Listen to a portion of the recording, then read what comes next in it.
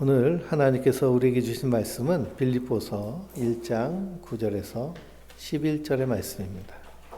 빌립보서 1장 9절에서 11절까지의 말씀. 우리 한 목소리로 같이 읽겠습니다. 내가 기도하노라. 너희 사랑을 지식과 모든 총명으로 점점 더 풍성하게 하사 너희로 지극히 선한 것을 분별하며 또 진실하며 허물 없이 그리스도의 날까지 이루고 예수 그리스도로 말미암아 의의 열매가 가득하여 하나님의 영광과 찬송이 되기를 원하노라. 아멘. 할렐루야. 하나님께서 주신 은혜와 평강이 충만하시기를 주님의 이름으로 축원드립니다. 우리는 늘 하나님의 은혜 안에서 그것을 충만하게 누릴 때 이 땅에서 평강, 샬롬이 이루어집니다. 하나님과의 관계에서, 나와의 관계에서, 그리고 내 주변에 있는 사람들과의 관계에서, 세상과의 관계에서 그 은혜와 평강, 샬롬을 충분히 누리기 위해서 우리는 기도의 골방에서 기도해야 됩니다. 하나님과의 친밀한 기도, 친교의 기도, 그리고 하나님 명예 통치 사역을 위한 기도. 그래서 기도로 하나님의 일에 동참하는 사명을 우리에게 주신 줄 믿습니다. 한 주간도 기도의 골방에서 이 은혜와 평강을 풍성히 누리셨나요? 이것이 우리 안에서 잘 누려지면 자연스럽게 나오는 것은 뭘까요? 감사와 기쁨입니다. 사도 바울이 빌립보 교회 성도들을 생각할 때마다 감사가, 기도할 때마다 기쁨이 충만했습니다. 내가 생각할 때마다 어떤 감정들이 올라오는지 잘 파악할 필요가 있습니다. 이것을 알아차림이라고 그러는데요. 우리는 세 가지를 알아차려야 됩니다. 루퍼트 스파이라라는 이 명상학자가 자기의 책에서 이 알아차림에 대한 이야기를 하는데요. 세 가지를 알아차려야 된다고 얘기를 해요. 첫째는 마음, 둘째는 몸, 셋째는 세상. 몸도 나고 마음도 난데 그것을 내가 잘 알아차리는 것. 이것이 가능한 것은 내 안에 있는 의식이 그것을 알아차릴 수 있기 때문입니다. 그것을 심리학자들은 에고라고 얘기하는데요. 우리 마음에서 어떤 일이 일어나는지 주로 사유와 이미지가 나타나는데요. 이것을 생각이라고 합니다. 내 안에서 어떤 생각들이 나오고 있는지를 내가 어떻게 해야 될까요? 알아차리는 거예요. 감사와 기쁨이 충만히 나와야 되는데 그러지 못하다면 그것을 어떻게 해야 될까요? 아주 긴밀하게 알아차려야 됩니다. 내가 지금 기분이 안 좋구나. 내가 지금 몹시 분노가 있구나. 내가 감사하지 못하고 기뻐하지 못하고 있구나. 우리 몸도 마찬가지죠. 우리의 몸에서 오는 것들을 감각이라고 하죠. 내 몸의 감각에 대해서 우리는 아주 긴밀하게 알아차려야 됩니다. 몸에서 오는 이상 소리들, 무엇 때문에 이런 이상 소리가 오는가? 또 내가 평소에 느끼지 못하고 있는 심장 박동, 그리고 내 폐에서의 호흡, 그 호흡이 내 코에서 어떻게 나가고 들어가는지, 나에 대한 감각도 우리가 민감해야겠죠. 그리고 세상에서부터 오는 자극들이 있습니다. 이것을 지각한다고 그래요. 이 세상에서 오는 자극들에 대해서 내가 어떻게 지각하고 있는지, 그 지각한 것을 어떻게 판단하고 있는지, 이것을 우리가 어떻게 해야 될까요? 잘 알아차려야 돼요. 이것을 잘 알아차릴 때 우리 안에서 객관화가 잘 됩니다. 이것을 메타인지라고 얘기하거든요. 객관적으로 잘 볼 수 있는 거예요. 객관적으로 잘 볼 수 있을 때 우리가 그것에 대한 통찰력이 생기고요. 분별력이 생깁니다. 오늘 말씀을 읽어보면 이 분별이란 말씀, 그리고 새번역 성경에는 통찰이라는 말씀으로 번역이 되었는데 그 말씀이 사도 바울의 기도 안에 담겨져 있어요. 그래서 우리가 이것을 잘 분별하고 통찰할 때 우리가 이 땅에서도 그리스도인답게, 내가 믿음의 사람답게, 그리고 내가 이 땅에서 건강하게 풍성하게 살아 누릴 수 있는 줄 믿습니다. 따라해 보실까요? 내가 나에게 나에 대하여 하는 말은 즉각적이고 절대적인 효과가 있다. 즉각적이고 절대적인 효과가 있습니다. 그런데 우리가 이것을 민첩하게 알아차려야 돼요. 생각과 감각과 지각, 내 마음과 몸과 세상. 이것을 알아차리는 것은 우리 내 안에서 일어나는 작용이겠죠. 사도 바울은 빌립보 교회를 대하여서 감사했습니다. 그리고 기뻐했죠. 그 이후에 빌립보 교회를 위하여 사도 바울이 무엇을 했을까요? 기도를 했습니다. 그래서 오늘 내가 기도한다고 고백하고 있습니다. 내가 기도하노라. 나는 너희를 위해 이렇게 기도해. 우리가 주기도를 통해서 예수님이 우리에게 기도를 가르쳐 주셨는데요. 사도 바울이 이렇게 기도한다는 이 기도 내용 안에는 하나님의 일하심을 구하는 사역이 담겨져 있습니다. 하나님, 빌립보 교회 성도들 위해서 이렇게 일해 주세요 하는 기도. 이 기도를 중보의 기도라고 하죠. 그러니 바울의 기도는 마치 예수님이 하나님의 보좌 우편에서 로마서 8장 읽어보면 우리를 위해 친히 간구하신다고 하셨고, 성령께서 말할 수 없는 탄식으로 우리를 위해 간구하신다고 하셨는데요. 이 간구와 동일한 기도인 줄 믿습니다. 복음 안에서 그리스도께서 우리를 사막에서 생명으로 옮겨주시고 우리에게 필요한 것을 이미 다 주셨다는 이 복음을 우리가 온전히 받아들이면 때로는 이런 반응이 나올 수 있습니다. 하나님이 다 이루시고 예수님이 다 이루셨으니 나는 기도할 것이 없겠네요 라고 말할 수도 있습니다. 그렇게 말하는 사람들은 평소에 어떻게 기도했다는 얘기일까요? 세상 것만 구하는 기복적인 기도를 했다는 것을 의미합니다. 우리가 기복적인 기도만 드리다 보면 복음을 듣고 하나님이 다 행하셨다는 것 안에서 그럼 난 기도할 게 없겠네 이렇게 반응하게 돼요. 그러나 그리스도인들은 복음 안에서 하나님 우리에게 원하시는 것을 분명히 알기 때문에 더 기도하게 됩니다. 친교의 기도와 사역의 기도를 주님께 드리는 거예요. 그 이후에 잠깐 나오는 것이 우리 간구이죠. 기도에서의 핵심은 하나님과의 친밀함을 누리는 거예요. 사도 바울이 이 친밀함 안에서 나는 너희를 위해서 이렇게 기도한다라고 그 기도를 소개하고 있습니다. 첫 번째 기도의 내용이 무엇일까요?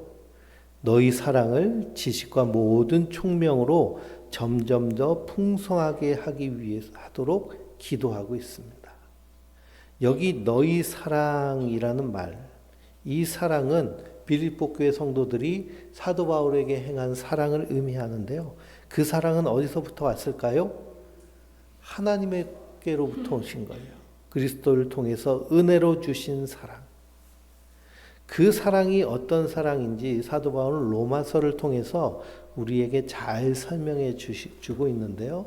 한번 로마서 5장을 펼쳐보실까요? 로마서 5장입니다.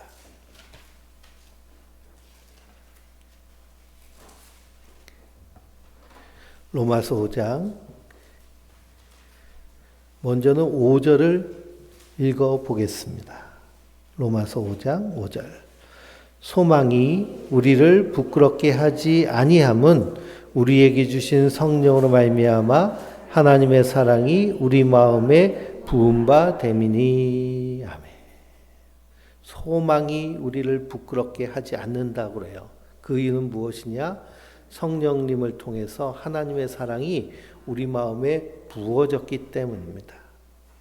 소망이 부끄럽지 않다라는 말을 우리가 거꾸로 생각해 보면 세상 사람들이 볼 때 우리가 가진 소망을 우습게 여긴다는 거예요. 너는 뭐 그런 걸 소망하고 있니? 라는 것이죠. 그것 때문에 초대교회 성도들은 세상에서 때로는 환난을 당하기도 하고 핍박을 당했습니다. 우리가 살고 있는 시대에는 조롱을 당할 수도 있겠죠. 그러나 그 소망은 부끄럽지 않습니다. 그 이유가 하나님의 사랑이 마음에 부어졌기 때문이에요. 이 소망 때문에 다르게 사는 겁니다. 그리스도인들은 하나님 나라에 대한 소망, 주님께서 다시 오실 그 날을 소망하며 삽니다. 그러다 보니 하나님과의 관계에서, 나와의 관계에서, 사람과의 관계에서, 세상과의 관계에서 사람들과는 완전히 다른 거예요. 이 그리스도 안에서 하나님의 사랑으로 말미암아 하늘 소망이 넘치면 우리가 하나님과의 관계에서도 하나님과 화평한 자로, 하나님과 친밀한 자로, 하나님과 친하게 지내는 거예요. 근데 잘못된 기복적인 신앙을 갖게 되고 율법적인 신앙에 빠지게 되면 하나님과의 관계가 어떨까요? 하나님과의 관계가 매우 이 권위적이고 그리고 하나님을 무서워하고 하나님을 두려워하는 관계가 되어버립니다. 하나님이 아버지신데 예전에 권위주의 시대에는 아버지란 존재가 그랬잖아요. 아버지가 말씀하시면 이렇게 옳지 않더라도 따르기도 하고 속으로는 궁시렁거리면서도 마지못해 행하는 그런 아버지의 이미지가 강하게 박혀버려서 하나님과의 친밀함을 누리지 않습니다. 누리지 못하죠. 나와의 관계는 어떨까요? 나를 세상에 비교하고 세상에 갔다가 이렇게 놓으면 세상은 끊임없이 우리를 비교하고 그리고 경쟁을 시킵니다. 학교에서 다닐 때부터 1등부터 꼴찌까지 쭉 줄을 세워놓잖아요. 그러니 나에 대한 생각은 어떨까요? 나는 늘 부족하고 나는 못나고 나는 뒤처져 있고 그것이 점점 세월이 지나면 지날수록 심화됩니다. 그러나 이 그리스도의 사랑이 충만한 사람들은 나에 대하여서 어떻게 느낄까요? 예수님의 십자가의 사랑으로 나를 보는 거예요. 나의 가치, 나의 정체감, 나의 존재성. 세상과 비교할 수 없는 놀라운 사랑 안에서 내가 어떤 상황, 환경, 처지에 놓여 있을지라도 사도 바울의 고백처럼 내게 능력 주시는 자에서 내가 모든 것을 할 수 있느니라 라고 하며 비교하거나 주눅들지 않고 그리스도 안에서 충만한 자신에 대한 자존감을 누리게 됩니다. 그럼 자연스럽게 이웃에 대한 관계도 마찬가지죠. 세상 사람들은 이웃 주변 사람들을 도구적으로 사용하는 경우들이 많습니다. 심지어는 자기 배우자를, 자기 부모를, 자기 자녀를 도구적으로 이용해요. 그런 생각들이 머릿속에 가득 차 있습니다. 그러니 배우자를 고를 때, 선택할 때, 자녀들이 결혼할 나이가 돼서 배우자를 찾아야 된다고 하면서 어떤 사람을 원해요? 좋은 배경이 되는, 이득이 되는, 이익이 되는 사람들을 찾으라고 말하기도 하고 그걸 원하기도 합니다. 그것은 사람을 도구적으로 사용하기 때문에 그렇죠. 세상은 그런 식으로 얘기합니다. 그러나 그리스도의 사랑이 충만한 사람은 이 땅에서 그것을 초월한 넘치는 사랑을 할 수 있습니다. 그러니 초대교회는 노예제도가 있던 시대예요. 주인이 있고 종이 있고 남녀의 차별이 분명했던 시대입니다. 그러니 남자는 여자를 다스려야 된다, 가르쳐야 된다라고 하는 개념, 생각이 가득 차 있었어요. 여성은 부족한 존재이기 때문에 남성이 가르치고 지도하고 이끌어 가야 된다. 지금 들으면 막 말도 안 되는 소리잖아요. 그렇죠? 그런 세상이었습니다. 근데 그리스도인들은 어떻게 살았나요? 예수를 믿는 주인이 종들과 함께 같은 식당에서 같이 음식을 먹고 나눕니다. 자기 아내를 하나님이 이 그리스도가 교회를 사랑하듯이 그렇게 사랑하는 가르침에 따라서 사랑을 실천합니다. 사람을 도구적으로 사용하지 않고 소유물로 보지 아니하고 동등한 관계로 그리스도 안에서 한 형제 자매로 살아냅니다. 그러니 이 로마의 일반 사람들을 볼 때는 어떨까요? 저거 이상한 사람들이다. 저건 지금 사회 규범과 질서 이걸 깨트리는 자들이다 라고 하며 환난을 당하기도 하고 미움을 받기도 합니다. 세상과의 관계는 더 다르죠. 사람들이 어떻게 하면 이 세상에서는 돈을 벌어먹을까? 뭐든지 이 자기 이익을 위해 움직이지만 그리스도인들은 이익을 위해 움직이는 자들이 아니라 생명을 위해 움직이고 그리고 사랑과 공의로 세상을 경영하는 사명을 주셨기 때문에요.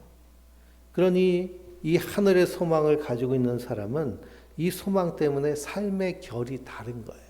다르게 사는 모습. 우리가 예수를 믿고 성화의 삶을 살아간다라고 할 때 우리의 삶이 점점 어떤 방향으로 나아가야 될까요? 하나님 나라 백성답게 세상의 가치가 아닌 하나님의 가치에 따라 살아내는 방향으로 나아가야 될 줄 믿습니다. 왜 이런 소망을 갖게 되느냐 하면 하나님의 사랑이 우리 안에 부음받았기 때문이에요.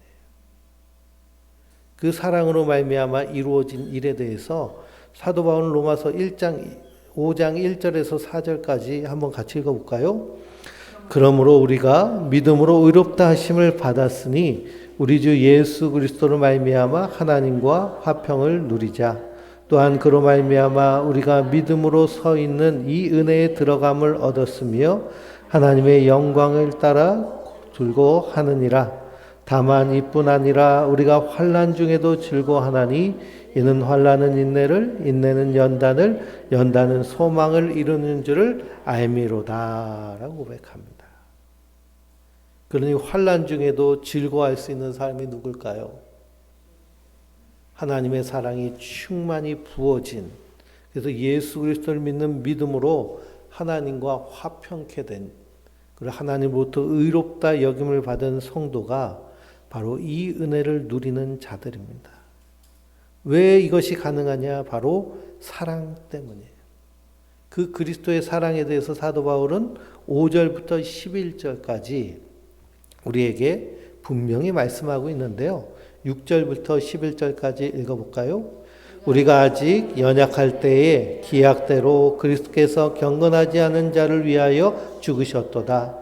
의인을 위하여 죽는 자가 쉽지 않고 선인을 위하여 용감히 죽는 자가 혹 있거니와 우리가 아직 죄인 되었을 때 그리스도께서 우리를 위하여 죽으심으로 하나님께서 우리에 대한 자기의 사랑을 확증하셨느니라. 그러면 이제 우리가 그의 피로 말미암아 의롭다 하심을 받았으니 더욱 그로 말미암아 진노하심에서 구원을 받을 것이니 곧 우리가 원수 되었을 때에 그의 아들의 죽으심으로 말미암아 하나님과 화목하게 되었은즉 화목하게 된 자로서 더욱 그의 살아나심으로 말미암아 구원을 받을 것이니라. 아멘. 우리가 아직 죄인이었을 때, 우리가 아직 원수 되었을 때 하나님이 어떻게 하셨어요? 우리를 위하여 사람이 되셔서 이 땅에 오셔서 십자가에 달려 죽으셨습니다. 이것이 하나님의 사랑이에요. 그러니 이 사랑이 우리에게 부어졌다고 사도 바울은 선언하고 있습니다. 인간의 사랑이란 것은 매우 자기 중심적입니다. 그러니 사랑이라고 얘기하면서 자기 이익과 자기 것을 찾아 나서는데요. 하나님의 사랑은 그런 사랑과는 차원이 다른 사랑. 우리가 아직 죄인 되었을 때, 우리가 아직 원수 되었을 때 그리스도께서 우리를 위해 십자가에 달려 죽으셔서 우리를 사랑하셔 우리의 죄와 허물을 값을 다 치르신 줄 믿습니다. 그 증거가 무엇이라는 거예요? 바로 예수님의 십자가라는 것입니다. 그러니 하나님의 사랑의 확증을 풍성하게 알아가기를 사도 바울은 기도하고 있어요. 다시 빌립보서로 돌아가면 빌립보서의 9절 말씀을 다시 한번 또 읽어볼까요? 내가 기도하노라 너희 사랑을 지식과 모든 총명으로 점점 더 풍성하게 하사. 너희 사랑을 지식과 모든 총명으로 더 풍성하게 하기를 기도하고 있습니다. 그러니 하나님의 사랑이 우리 안에서 어떻게 해야 될까요? 지식과 총명으로 풍성해져야 될 줄 믿습니다. 또 우리도 사도 바울과 같이 우리의 자녀들, 우리 성도들, 이웃들 위해 기도할 때 하나님을 알아가고 그 사랑을 지식과 모든 총명에 더 풍성하게 되기를 기도해야 될 줄 믿습니다. 우리가 이미 그 사랑을 받았지만 그 하나님의 사랑은 우리가 찬송한 대로 하늘을 두루마리 삼고 바다를 먹물 삼아도 그 사랑을 다 기록할 수 없을 만큼 풍성한 사랑. 하나님은 사랑 그 자체이기 때문에요. 에베소서에서 기도한 것처럼 그 사랑의 넓이와 길이와 깊이와 높이를 우리가 알아가기를 힘써야 됩니다. 그러기 위해서 그 사랑을 바로 아는 무엇이 필요할까요? 지식이 필요한 거예요. 하나님의 사랑을 알아가는 지식. 그 지식. 그 하나님을 아는 지식을 어디서 누릴 수 있을까요? 우리가요. 제일 먼저는 하나님의 말씀에서 누릴 수 있습니다. 그리고 우리가 인류가 진보하면 진보할수록 이 인류가 쌓아온 그런 지식체계, 역사라든지 그런 인문학적인 것들, 과학, 의학, 또 우리의 체험들 통해서 하나님을 아는 지식을 더 풍성하게 충만하게 채워야 됩니다. 그러기 위해서는 우리의 시각이 편협해서는 안 돼요. 성경에 좌로나 우로나 치우치지 말 것을 주님 말씀하십니다. 우리는 풍성한 넓은 시각을 가지고 넓은 마음을 가지고 모든 것들을 관조할 수 있는, 거기에 무슨 의미를 두기보다 먼저 그것을 잘 바라볼 수 있는 힘이 있어야겠습니다. 그런 선입견이 사라질 때 우리가 통합적인 사고를 할 수 있습니다. 근데 우리는 이 세상에서 주는 수많은 암시들, 잘못된 사인들, 그런 것들에 영향을 받아서요, 시각이 매우 편협해지고 좁게만 바라보는 경향이 있습니다. 이 때문에 우리가 제대로 바라보고 있는지를 잘 분별해야 돼요. 사도 바울은 10절에 너희로 지극히 선한 것을 분별하며 라고 말씀하고 있습니다. 지극히 선한 것을 분별할 것을 요구하고 있어요. 사랑을 하는데 분별력이 없으면 그 사랑은 상대방을 괴롭히는 그런 것이 될 수 있습니다.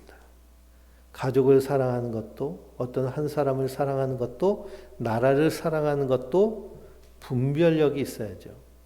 사랑을 한다면서 폭력을 사용하거나 괴롭히는 일들이 너무나 많이 일어나고 있습니다. 그래서 데이트 폭력 이런 거 많이 들어보셨죠? 젊은 남녀가 서로 연애를 하는데, 사랑을 하는데 폭력을 쓰는 거예요.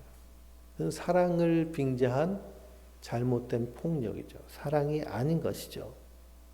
나라를 사랑한다고 하면서 태극기를 흔들기도 하고 여러 가지 애국 활동을 한다고 합니다.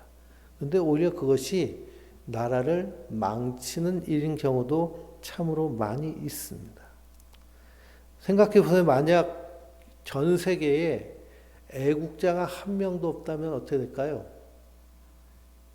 애국자가 한 명도 없으면요, 전쟁 날 일도 없고요, 싸울 일도 없습니다. 그렇죠? 왜 전쟁을 할까요? 이익을 위해, 누구의 이익을 위해? 자기 국가의 이익을 위해 싸웁니다. 근데 전쟁을 하는 논리는 자기 국가의 이익을 위해 싸운다, 자기를 보호하기 위해 싸운다라고 하지만 그 이익은 사실 국가라고 하는 이 공동체가 아니라 누굴까요? 정치인인 경우가 많이 있습니다. 그러니 그런 개념들이 없으면 사실 전쟁이란 개념도 없겠죠. 그러니 우리가 무엇이 정말 좋은 것인지를 잘 분별해야 됩니다. 이 10절 말씀을 세번역 성경으로 번역하면 여러분이 가장 좋은 것이 무엇인가를 분별할 줄도 알게 되는 것입니다. 라고 이렇게 번역이 됐어요. 선한 것이란 것은 가장 좋은 것이 무엇인지, 가장 좋은 것이 무엇인지를 분별하는 것이죠. 그래서 대한민국이 남북으로 서로 이렇게 나뉘어져 있는데요. 이 남북이 분단된 상황 가운데서 우리에게 가장 좋은 것은 뭘까요? 통일은 둘째 치고요. 서로 싸우지 않으면 되는 겁니다. 서로 적대하지 않으면 되는 거예요. 서로 교류를 하기 시작하고 적대하지 않고 전쟁의 상황이 멈춰지고 그래서 서로 통행하게 되고 대한민국은 마치 섬 같잖아요. 대륙의 끝에 붙어 있는데도 섬이나 마찬가지입니다. 왜 그러냐? 차 타고 가질 못해요. 저 휴전선을 넘어가지 못합니다. 만약 남북이 사이가 좋아서 친해지면 그러면 우리가 차 타고 쭉 넘어갈 수도 있잖아요. 그래서 여름 휴가를 개마공원에서 갈 수도 있고 좀 더 가가지고 저 러시아에 그 호수 이름을 갑자기 까먹었네요. 바이칼 호수에서 휴가를 보낼 수도 있고 또 내킨 김에 쭉 차 타고 가가지고 시베리아 열차 타고 저 프랑스 파리까지도 갈 수 있는 근데 이것이 막혀져 있죠. 그리고 무엇이 좋은 건가를 잘 분별해야 됩니다. 우리가 음식을 고를 때도요. 이 마트에서 물건을 살 때도 뭘 봐요? 성분 표시를 봅니다. 요즘은 다 이 몸에 좋고 안 좋고 뭔지를 알기 때문에 성분 표시를 다 봐요. 이 성분 표시를 보면 이게 먹고 싶다가도 먹고 싶은 마음이 뚝 떨어지는 경우가 많이 있습니다. 특히 이 음료수들은요. 성분 표시를 보면 당류가 30%다. 그러면 100ml 중에 몇 ml가 설탕인 거예요? 30%가 설탕인 거예요. 그것을 집에서 설탕을 부어가지고 물에다 타가지고 먹어보면 절대 못 먹습니다. 그러니까 성분을 보면서 우리가 분별하듯이 정말 좋은 것이 무엇인지를 분별해야 돼요. 분별하기 위해서는 우리가 지식이 있어야 되고요. 그리고 우리 외부에서 오는 세상에서 오는 이런 지각들에 대해서 잘 분별할 수 있어야 됩니다. 세상이 말하는 것, 우리는 인간이라는 것은 되게 영향을 많이 받기 때문에요. 누군가 하는 얘기들, 그것이 나에게 암시가 될 수 있고, 그리고 그것이 나에게 때로는 세뇌가 될 수도 있습니다. 잘 분별을 해야 돼요. 성경도 누누이 말씀하고 있습니다. 지극히 선한 것을 분별하라라는 말씀에 각주가 달려 있죠. 뭐라고 되어 있나요? 같지 않은 것을 분별하라라고 그럽니다. 같지 않은 것. 헬라어로 보면은요, 시험하여 보라라는 거예요. 시험하여 보라. 복음, 예수, 영이라고 그래도 다른 복음, 다른 예수, 다른 영이 있습니다. 요한일서 읽어보면 영들을 다 믿지 말고 그 영들이 하나님께 속하였는지 분별하여 보라, 시험해 보라라고 말합니다. 사도 바울은 너희에게 말씀을 가르치는 자의 무엇을 보고? 끝을 보고 마지막을 보고 그 사람을 유심히 보라고 그래요. 이단이라는 단어가 있죠. 이단은 뭐가 다르다는 얘기일까요? 끝단자 다른 이자를 써요. 처음엔 비슷하게 가는데 끝이 어때요? 완전히 다릅니다. 그러니 아무리 큰 위협을 이루고 대단한 일을 해도 끝을 보면 그 사람을 알 수 있는 거예요. 그런데 우리는 너무나 쉽게 다른 사람이 평가하고 말하는 것에 따라가려고 하는 경향이 있습니다. 그래서 그것을 이용해서 선동도 하고요. 그것을 이용해서 미혹하는 거예요. 그래서 우리가 선동당하고 미혹당해서는 안 되잖아요. 세뇌당해서는 안 됩니다. 제가 어렸을 때는요, 초등학교 1, 2학년 때, 꼬망이 때인데, 그때 꼭 학교에서 1년에 2번 혹은 3번씩 영화 관람을 갑니다. 우리 성도님들도 경험하셨을 텐데요. 영화 보러 가면 어떤 영화 보여줄까요? 예? 방공 영화, 반일 영화. 아직도 생생한 게요. 제가 초등학교 3학년 때인가 이렇게 보러 갔는데 어떤 영화를 보여주냐면 일본 사람들이 작두로 조선 사람들 목 자르는 영화를 보여줬어요. 요즘은 모자이크 처리를 하잖아요. 근데 그때는 모자이크 처리도 안 하고 그냥 보여줘요. 또 막 공산당 총 쏘면 막 피 터지는 그런 영화들. 그리고 또 만화 영화를 보여주면 꼭 어떤 걸 보여줘요? 공산당의 승량이라고 표현하면서 막 전쟁하는 영화. 그런 걸 보면서 어떤 마음이 생길까요? 증오와 분노, 미워하는 마음. 그럼 학교에서 왜 그런 걸 보여줬을까요? 그게 세뇌인 거예요. 그걸 통해서 증오하고 미워하게 만들고. 성장해 보니까 그게 잘못된 것이라는 것을 분별하게 되죠. 우리는 항상 계속 끊임없이 분별해야 됩니다. 우리가 살고 있는 시대가 정보화 시대가 되었잖아요. 정보가 차고 넘칩니다. 차고 넘치는 정보. 예전에는 일부 계층들이 이 정보를 장악하고 정보를 통해서 자기 권력을 이렇게 사용했어요. 근데 이 정보가 보편화됐습니다. 권위주의가 무너지면서. 우리 많은 정보를 접하는데요. 그러면 우리에게 필요한 능력은 뭘까요? 그 정보가 정말 중요한 정보이고 좋은 정보인지를 분별을 해야 돼요. 하나님의 사랑도 마찬가지입니다. 그래서 사도 바울이 기도하는 것은 뭘까요? 너희로 지극히 선한 것을 분별하며 정말 좋은 것이 무엇인지 분별하고 진실하며 허물 없이 그리스도의 날까지 이르기를 기도하고 있습니다. 우리가 사랑이라고 얘기하면서도요, 이 사랑, 자녀를 사랑한다라고 하면서 자녀에게 썩어질 것, 세상에 썩어질 것 구하는 그런 기술자가 되기를 강조하면서 내가 너를 사랑해서 하는 거니까 넌 이렇게 살아야 돼, 이렇게 살아야 돼 말한다고 하면 그것은 성경에 말하는 사랑이 아니라는 것이죠. 그럼 성경은 사랑을 어떻게 말씀하고 있을까요? 성경의 어느 구절이 그 사랑에 대해서 정확하게 표현하고 있을까요? 사도 바울 고린도전서 13장 사랑장이잖아요.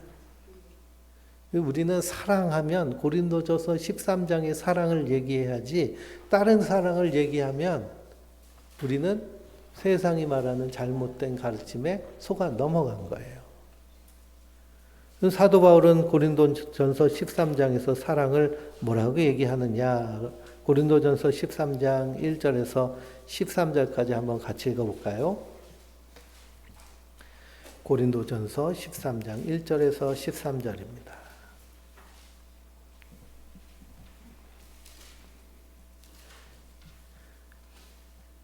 같이 읽겠습니다. 내가 사람의 방언과 천사의 말을 할지라도 사랑이 없으면 소리나는 구리와 울리는 꽹과리가 되고 내가 예언하는 능력이 있어 모든 비밀과 모든 지식을 알고 또 산을 만들 만한 모든 믿음이 있을지라도 사랑이 없으면 내가 아무것도 아니요 내가 내게 있는 모든 것으로 구제하고 또 내 몸을 불사르게 내어줄지라도 사랑이 없으면 내게 아무 유익이 없느니라.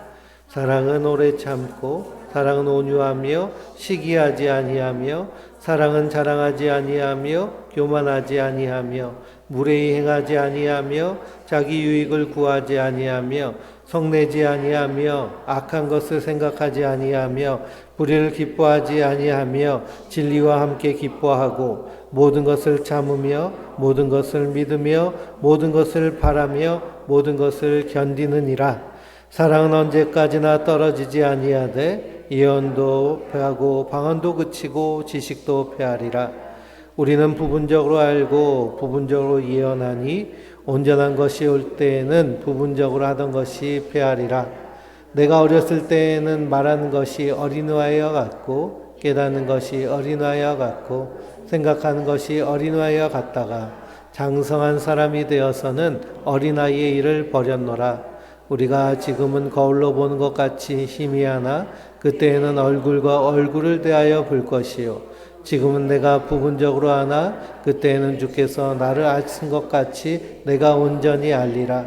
그런즉 믿음, 소망, 사랑 이 세 가지는 항상 있을 것인데 그 중에 제일은 사랑이라. 아멘.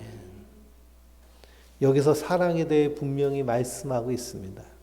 이게 사랑인 거예요.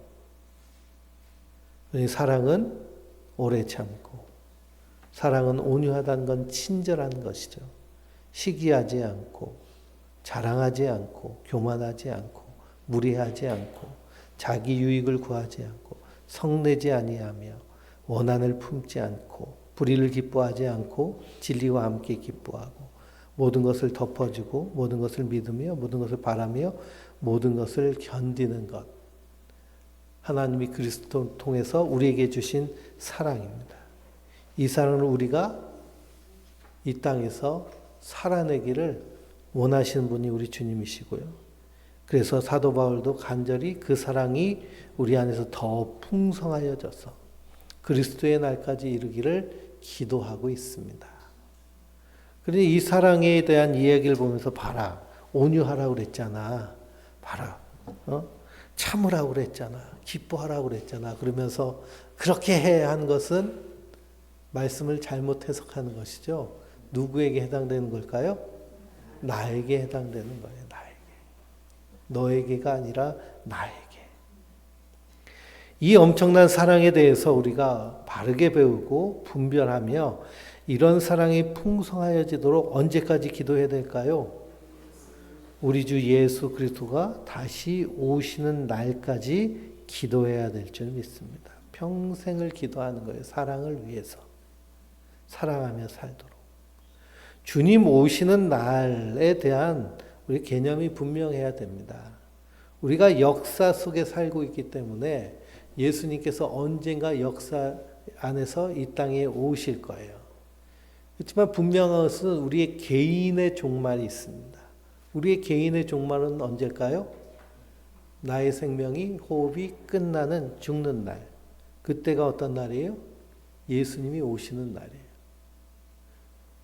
우리가 시간 안에 살지만 죽음을 맞닥뜨리면 그때는 뭐가 없어요? 시간이 없어요. 시간의 개념이 없어요. 시간에서 해방됐어요. 묵시라는 것은 역사 뒤에서 일하시는 하나님의 말씀하고 계신데요. 이 묵시 하나님의 세계 안에서는 창세기의 알파와 요한계시록의 오메가가 이미 다 이루어졌어요. 그렇게 약속하셨어요. 그러니 나의 시간이 무너지면 그때가 예수님이 이 땅에 오셔서 나를 만나시는 그날이에요. 그날까지 죽는 날까지 기도하라는 말씀입니다. 10절을 보면 지극히 선한 것을 분별하라 라고 말씀하시면서 그리스도의 날이라는 말씀을 하세요. 구약을 다 읽어보면 구약의 선지자들이 다 누구를 가르치고 있어요? 오실 예수님을 가르치고 있어요. 초림하시는 예수님. 근데 그날을 여호와의 날, 주의 날이라고 소선지서를 읽어보면 표현하고 있습니다. 근데 그날은 기쁨의 날이 아니라 심판의 날이라고 얘기를 해요. 아모스 선지자가 그런 얘기를 했는데요. 아모스서 5장 18절 한번 보실까요? 아모스서 5장 18절. 성경책에다 침을 많이 바르셔야 이게 두들부들하면서 잘 넘어지고요. 또 저분은 성경을 좀 읽는 분이시구나라는 티가 납니다. 요즘처럼 건조한 날에는 또 잘 안 넘어가니까요. 아모스서 5장 18절에서 24절입니다. 구약 성경에 있어요. 암이라고 써 있습니다. 암.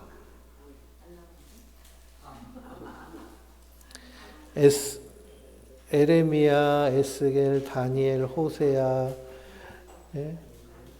요나, 그 다음에 아모스. 5장 18절에서 24절. 읽어보겠습니다. 화 있을진저 여호와의 날을 사모하는 자여, 너희가 어찌하여 여호와의 날을 사모하느냐? 그 날은 어둠이요 빛이 아니라 마치 사람이 사자를 피하다가 곰을 만나거나 혹은 집에 들어가서 손을 벽에 대었다가 뱀에게 물림 같도다. 여호와의 날은 빛 없는 어둠이 아니며 빛남 없는 캄캄함이 아니냐? 내가 너희 절기들을 미워하여 멸시하며 너희 성회들을 기뻐하지 아니하나니 너희가 내게 번제나 소례를 드릴지라도 내가 받지 아니할 것이요 너희의 살찐 이생의 화목제도 내가 돌아보지 아니하리라. 내 노랫소리를 내 앞에서 그칠지어다. 내 빛바 소리도 내가 듣지 아니하리라. 오직 정의를 물같이 공의를 마르지 않는 강같이 흐르게 할지어다. 아멘. 특히 이 24절은 기독교인들 정치관 중에 많이 쓰는 말씀이기도 해요. 정의를 물같이 공의를 마르지 않는 강같이 흐르게 해야 된다. 이 구약의 유대인들은요, 이스라엘 백성들은 예수님이 다시 오시길, 메시아가 오기를 간절히 구하고 있었어요. 근데 아모스 선지자가 뭐라 그래요? 야, 너희 왜 그날을 기다려? 그날 니들 다 심판받아 죽는 날이야. 사자 피했다 곰 만나는 거랑 같은 거고, 어두운 데다 벽 짚었다가 뱀한테 물린 거랑 똑같아. 하나님은 너희가 드리는 예배, 너희가 드리는 헌금, 너희가 부르는 찬송 기뻐하지 않으셔. 선지자가 왜 이렇게 얘기했을까요? 정의와 공의가 없이 하나님이 원하시는 사랑과 공의를 행하지 않으면서 우상 숭배, 학대가 가득한 삶을 살면서 종교적 의식을 열심히 행한다고 하나님이 그거 보고 좋아하지 않으신다는 거예요. 종교적 행위가 아니라 삶 가운데 하나님의 사랑이 그리고 하나님의 의가 이루어지기를 하나님은 원하시는데 그들은 그렇게 살지 않았어요. 그러니 예수님이 오시는 그날이 어떤 날일까요? 심판하는 날이에요. 그래서 마태복음 7장 20절에서 23절 읽어보면 예수님이 이렇게 말씀하세요. 그들의 열매로 그들을 알리라. 나더러 주여 주여 하는 자마다 다 천국에 갈 것이 아니요 다만 하늘에 계신 내 아버지의 뜻대로 행하는 자라야 들어가리라. 그날에 많은 사람이 나더러 이르되 주여 주여 우리가 주의 이름으로 선지자 노릇하며 주의 이름으로 귀신을 쫓아내고 주의 이름으로 많은 권능을 행하지 아니하였나이까 하리니 그때 내가 그들에게 밝히 말하되 내가 너희를 도무지 알지 못하니 불법을 행하는 자들아 내게서 떠나가라 라고 하십니다. 이게 엄청나게 무서운 말씀이거든요. 이 유대인들 특히 그들 중에 바리새인이나 제사장이나 서기관이나 그들의 지도자라고 하는 사람들은 종교 활동에 엄청나게 열심히 행했습니다. 선지자 노릇하기도 하고요. 귀신을 쫓아내기도 하고 권능을 행하기도 해요. 근데 예수님 뭐라고 하세요? 나 너 몰라 그랬습니다. 나 너 몰라. 사역을 아무리 크게 대단하게 하여도 그의 중심을 하나님은 보시는 거예요. 하나님이 원하시는 열매가 있습니다. 그러니 진실하며 허물 없이 그리스도의 날까지 이르시기를 하나님은 원하시고요. 사도 바울은 그것을 위해서 기도하시는 거예요. 11절 말씀을 읽어볼까요? 예수 그리스도로 말미암아 의의 열매가 가득하여 하나님의 영광과 찬송이 되기를 원하노라라고 하십니다. 그러니 그 열매, 그리고 의의 열매, 의로운 삶, 진실하고 허물이 없는 모습은 어떤 모습이냐에 대해서 우리가 분명히 인식하고 있어야 돼요.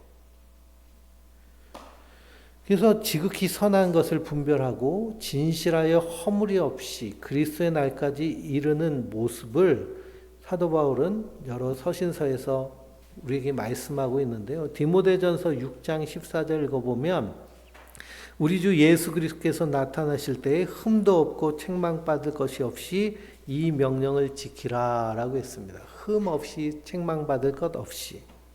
베드로후서 3장 13절을 읽어보면 우리는 그의 약속대로 의가 있는 곳인 새하늘과 새 땅을 바라보는도다. 그러므로 사랑하는 자들아 너희가 이것을 바라보나니 주 앞에서는 점도 없고 흠도 없이 평강 가운데 나타나기를 힘쓰라라고 하십니다. 그러면 흠도 없고 책망받을 것도 없이 베드로 사도는 점도 흠도 없이 평강 가운데. 그러면 우리 성도님들 보시기에 우리 성도님들 어떠세요? 흠이 많고요. 점도 많고요. 상처도 많고요. 그 예수님 앞에 서면 예수님이 너 누구야 그러실 수 있을 것 같은 불안감이 몰려오거든요. 에베소서 5장을 보면 예수님께서 사도 바울이 교회에 대해서 얘기합니다. 남편들아 아내 사랑하기를 그리스도께서 교회를 사랑하시고 그 교회를 위하여 자신을 주신 같이 하라. 이는 곧 물로 씻어 말씀으로 깨끗하게 하사 거룩하게 하시고 자기 앞에 영광스러운 교회로 세우사 티나 주름 잡힌 것이나 이런 것들이 없이 거룩하고 흠이 없게 하려 하심이라라고 하셨습니다. 여기서 예수님과 교회의 비밀에 대해서 말씀하고 있는데요. 남편은 누구예요? 예수님이에요. 아내는 누구예요? 교회된 우리 성도들이에요. 그러니 아내된 우리는 누가 사랑하세요? 예수님이 우리를 사랑하세요. 자신을 주시기까지 사랑하셨어요. 그러니 우리가 흠도 없이 점도 없이 책망받을 것 없이 거룩하고 순결하게 하나님 앞에 서는 것은 우리 힘으로는 불가능해요. 무엇으로 가능할까요? 예수님 안에서 가능한 거예요. 주 안에서 가능해요. 현대사회는 부부의 개념이 이렇게 동등한 개념으로 자리 잡고 있었지만 사도 바울 당시에 남편과 아내는 종속의 개념이었습니다. 아내가 남편의 종속되는 거예요. 남편이 아내를 책임지는 거예요. 아내는 남편 거예요. 그렇게 종속되는 거죠. 그러니 예수님이 나의 주님이시다. 그럼 나는 철저하게 누구에게 종속돼 있어야 돼요? 예수님께 종속돼 있어야 돼요. 예수님이 가라고 하면 가고, 서라고 하면 서고. 이것이 바로 예수님이 신랑 되신 성도의 삶의 모습이에요. 이 모습을 어떻게 여기시는 거예요? 흠도 없는 성결한 모습을 보시는 거예요. 그리고 또 물로 씻어 말씀으로 깨끗게 하사 너희를 거룩하게 하시고 라는 말씀이 나와요. 또 우리가 세상에 살면서 날마다 씻으시죠? 일주일에 한 번 씻는 분 안 계시죠? 특히 한국 사람들이 세계에서 가장 열심히 씻는다고 그래요. 근데 우리 그리스도인들이 우리 영혼을 씻는 법은 무엇이냐면 하나님의 말씀으로 씻는 겁니다. 하나님의 말씀을 읽고 듣고 쓰고 연구하고 묵상하고 말씀을 든 5 손가락 읽고서 묵상하고 듣고서 묵상하고 쓰고서 묵상하고 외우고서 연구하고 묵상하고 날마다 머릿속에 하나님의 말씀으로 꽉 차 있는 거예요. 그래서 툭 건드리면 말씀이 나오는. 그러니 이 일제 말기에 신사참배를 반대하다가 감옥에 간 목사님들이 많은데요. 그 중에 그 최상봉 목사님이라는 분은 한국 예수천당 불신지옥하면서 복음을 전하시는 분인데요. 이 할아버지 목사님이 신사참배 반대하다가 거부하다가 감옥에 갇히셨어요. 그 일본 수사들이 막 두들겨 패잖아요. 막 때리는데 때리면은 좀 덜 맞는 방법이 있다고 그래요. 어떻게 하면 덜 맞을까요? 막 죽겠다고 놔주고 하고 막 죽겠다고 신음소리를 크게 내면 좀 덜 때린대요. 근데 이 목사님은 때릴 때마다 예수 그래요. 예수. 그러니까 이 순사들이 더 화가 나고 더 때리니까 그걸 보다 안타까워가지고 이제 조선인 순사가 이렇게 얘기해요. 아니 목사님 그렇게 하면 더 맞지 않습니까? 좀 엄살 좀 피우세요. 그랬더니 목사님이 뭐라고 하시느냐. 내 안에 예수로 꽉 차 있는데 나를 누르고 때리면 나올 것이 예수밖에 없다라고 얘기합니다. 그리고 우리 안에서 뭐가 자연스럽게 나와야 될까요? 예수가. 그런 모습이 바로 마지막 사도 바울의 기도에서 나오는 예수 그리스도로 말미암아 의의 열매가 가득하여 하나님의 영광과 찬송이 되기를 원하노라라는 것, 그런 기도가 되는 줄 믿습니다. 그러니 하나님의 영광과 찬송이 된다는 것은 우리 안에서 예수님이 하신 일, 예수님이 하고 계시는 일, 예수님이 하실 일이 아름답게 드러나고 나타나는 거예요. 바울과 실라가 빌립보 감옥에 갇혔을 때 이 간수들이 무엇을 봤나요? 이 바울을 통해서, 실라를 통해서 예수님이 그 안에서 하신 일을 보고 하고 계신 일을 봤어요. 그리고 소망 중에 그분이 하실 일을 보아서 내가 어떻게 해야 구원을 받습니까? 그때 주 예수를 믿으라. 그리하면 너와 내 집이 구원을 얻으리라. 라고 복음이 증거되는 것이죠. 우리 성도님들의 생활의 모습을 보고 주변 사람들이 궁금해하지 않는다면 우리 삶을 잘 돌아봐야겠죠. 나의 신앙에 대해서 물어본다고 하면 우리가 이 놀라운 일들을 아름답게 증거해야 될 줄 믿습니다. 또한 이 기도가 우리의 중보의 기도가 되어야 될 줄 믿습니다.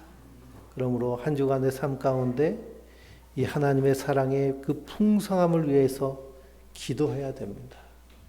왜 그러냐? 기도는 우리 힘으로 안 되기 때문에 기도하는 거예요. 하나님이 그렇게 이루시기를 바라는 마음으로. 그래서 기도의 손을 높이 들 때 주께서 그 놀라운 일들을 이루실 줄 믿습니다. 우리 오늘 말씀 기억하면서 원하고 바라고 기도합니다. 결단 찬송을 드리시고 통성으로 기도하겠습니다.